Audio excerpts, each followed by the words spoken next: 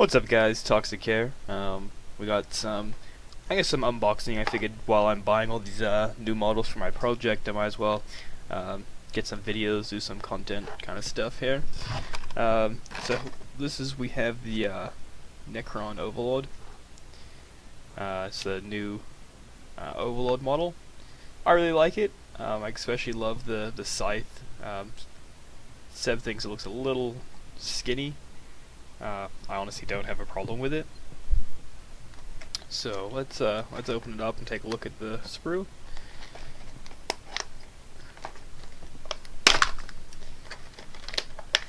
Probably should have pre-opened it. These things are not the easiest to get open.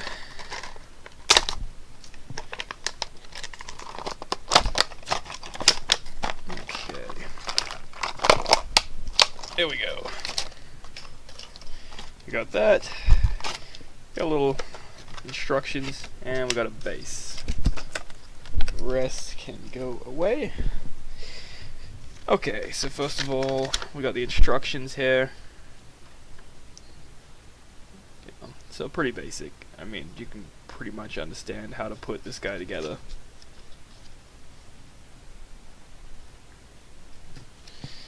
So, here we go. We have the scythe, obviously.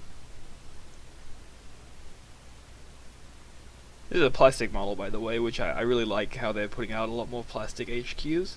I mean, just that scythe right there would have been really not as nice and fine cast. Probably would have been bent or, you know, whatever.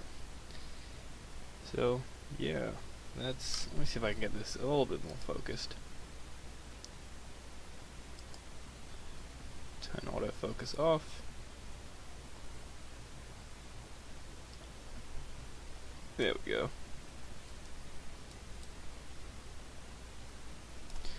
So yeah, there it is. I think he definitely looks a little bit bulkier in person. Like everything that he has, his cloak, this little back kind of piece, even just his kind of torso there.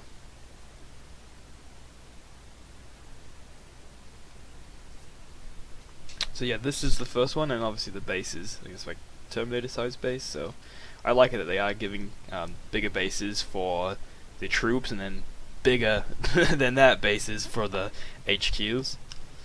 So there's that one, and then the next one I have today is the Space Wolf's Venerable Dreadnought. Now I should really see if I can bring this camera up a little bit, get it a little bit refocused. There you go. Now this obviously makes Bjorn, as well as Murderfang, and then just some venerable dreadnoughts. So let's take a little bit closer look at this.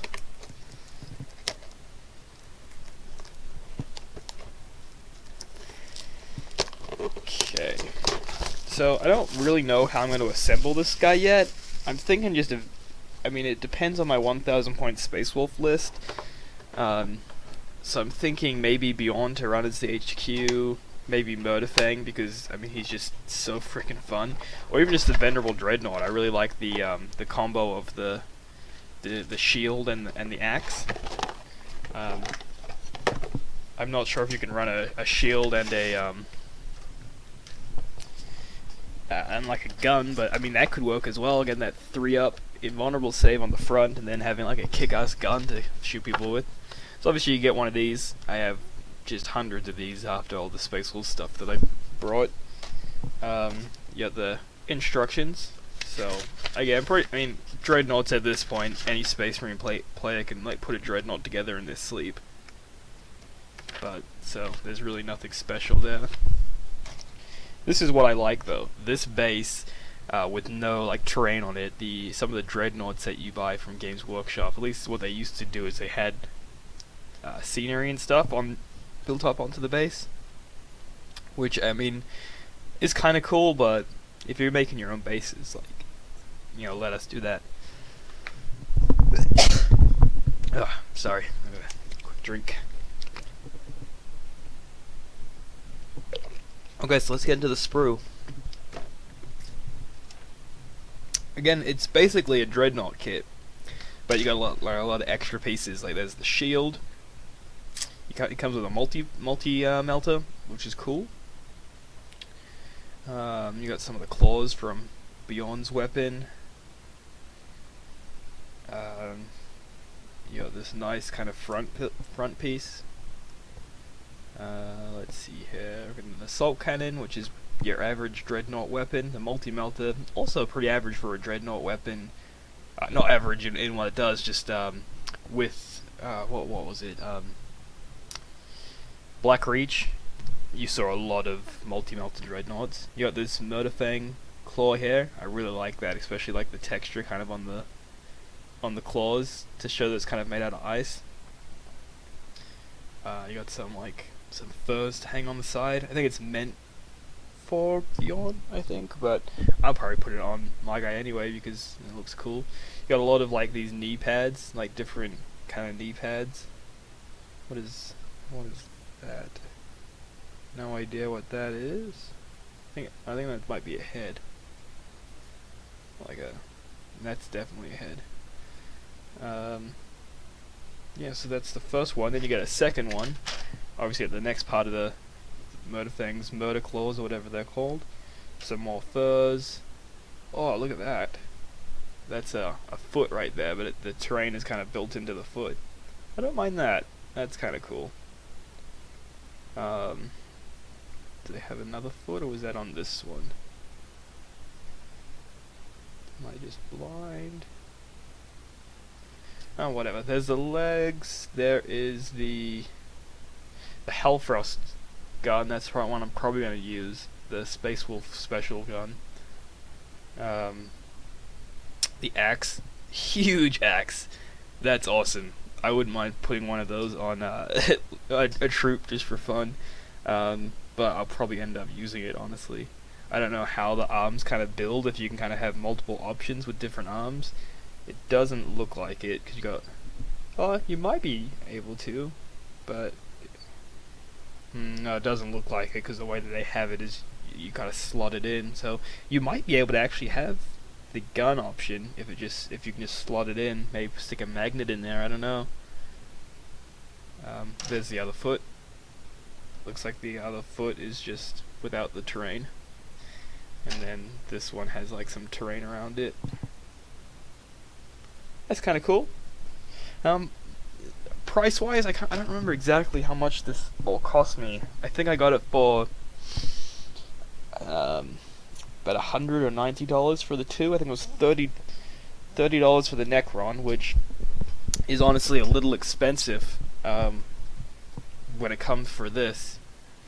And this guy would have been $60 something. I don't know. But yeah, so I mean, obviously Warhammer's expensive, but this model kicks ass. Like, you know, if you're going for a Dreadnought, you have a Space Wolf army, get the Space Wolf Dreadnought. Even if you're not going to use it to be venerable, you might as well have a nice looking model. And this guy, he's pretty cool. I really don't mind him. But yeah, so that is the unboxing. I'll probably get them assembled and maybe put it at the end of this video. But yeah, anyway, thanks for watching. This has been the Toxic for Allies Index. Check out Allies Index for more geeky gaming goodness. Have a good one.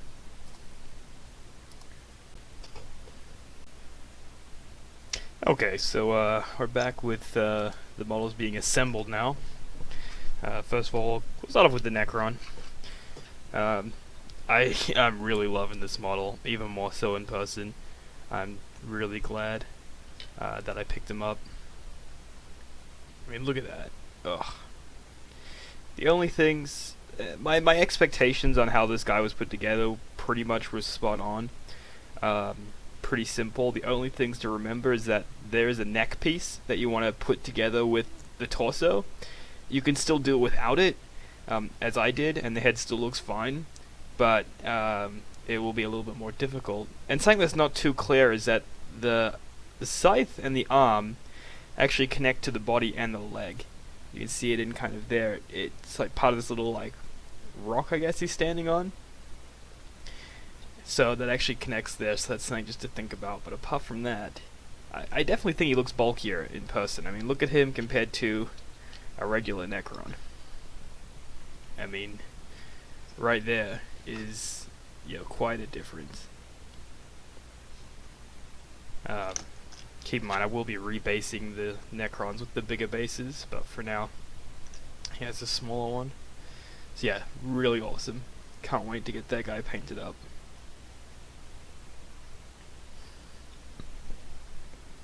And then we got the Dreadnought. I went with the shield and the axe combo. My only gripe is that he looks a little bit kind of flat on the side, the way that they position it. I ended up gluing the arms on because this one was a little loose. This one, yeah, it felt better to glue it on because it was posed like that. But I guess that you could have detached that and had like a gun in the shield or, you know, whatever. But I figured that this would be good enough. So it's just a venerable Dreadnought with the shield and the axe. Really fun to put together. Like, the actual Dreadnought part is really easy, and yeah, there's really not much to say when it comes to this on you know, things to look out for, because it is pretty simple. You could definitely get a lot more out of the kit with magnets. I didn't magnetize the kit, mostly because I plan on getting another one of these shield and axe ones, and then beyond, and writing them in the formation, and then getting another one from Murderfang. So I don't really plan on running a shooty Dreadnought, and if I did, I would probably see if I could still pick up a cheap melted Dreadnought from Black Reach, even though that's kind of getting on now. I don't really have a comparison for another Dreadnought, but I guess here's a comparison of a Grey Hunter and him. Which everyone knows the kind of scale and the size, but I guess, like, look at the size of the axe in comparison to that. Like, that's just crazy. I keep in mind, again, with these guys, I will be putting the bigger bases. Was it 32 mil, 30, something like that. But yeah, so there you have it. The two new models I picked up. Some things that I will be bringing out in the future would be a Night Scythe, some Tyranids, the Tyranid Swarm Box. We'll do an unboxing on that. Probably some Tomb Blades. Nothing really new. The new Tyranid drop pod. That'll be one thing there. But anyway, guys, once again, this has been Toxic for AlliesIndex.com. Check out AlliesIndex.com for more geeky gaming goodness. I think that's going to be the second time I've said that, because I'm probably just going to splice this on to the end of the last video. But have a good one.